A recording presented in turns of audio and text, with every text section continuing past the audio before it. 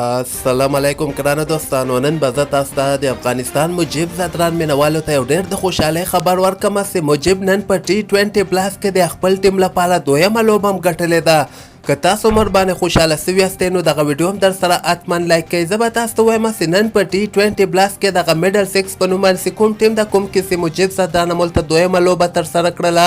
ساسکس په نوم باندې یو ټیم داسې کوم کې رشید خان هم اخیستل سوی او رشید خان خو نن روان سوی هم د انګلند په طرف باندې چې یو هفته که خیر یا لس ورځې وروسته به خپل ټیم سره به هم یو ځای سي. خو دغه نننۍ لوبه که موږ وګورو د دغه کې د مجیب زدران دوی ټیم اول بیټنګ تر سره که په شل اورو کې 160 رنزه ټارګټ هغه بل ټیم ته ورکړی، یعنې د رشید خان دوی ټیم ته یې ورکړی و چې د دوی لپاره دغه اوپنر بیټسمینانو ډېر ښه پارټنرشپ خپل مابین کې کړی. دغه یو اوپنر 59 رنزه کړي دي او هولډن بیا 38 رنزه کړي دي. خو که موږ راسو د مجیب بالنګ ته، مجیب یو ځل بیا ورته په پاور پلی کې اوډونه تر سره کړي دي. ګوله د ښه بالر نشاني همدغه یې همیشه زه تاسو ته وایم چې هغه که ویکټ یې اخلي او که ویکټ یې نه اخلي خو رنزونه ډېر کم ورکوي.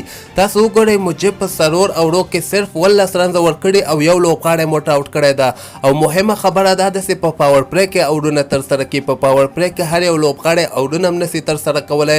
د مجیب د بالنګ راز همدغه ده چې اولني 15 یا شپږ اوړو کې ډېر ښه ځلیږي. هغه تېره لوبه کې هم ښه بالنګ تر سره کړی و او دغه دویمه لوبه کې هم د خپل ټیم لپاره په اول اور کې یو ځل بیا دغه اوپنر بیټسمین دوی ته آوټ کړی و. نو د رشید خان دوی ټیم صرف 103 پورې دغه رنزونه ورسول او همدغسې ټول اوډونه بیا ختم سول. په 63 رنزو باندې د مجیب زدران دوی ټیم دغه لوبه ډېر په اسانۍ سره ګټلې ده.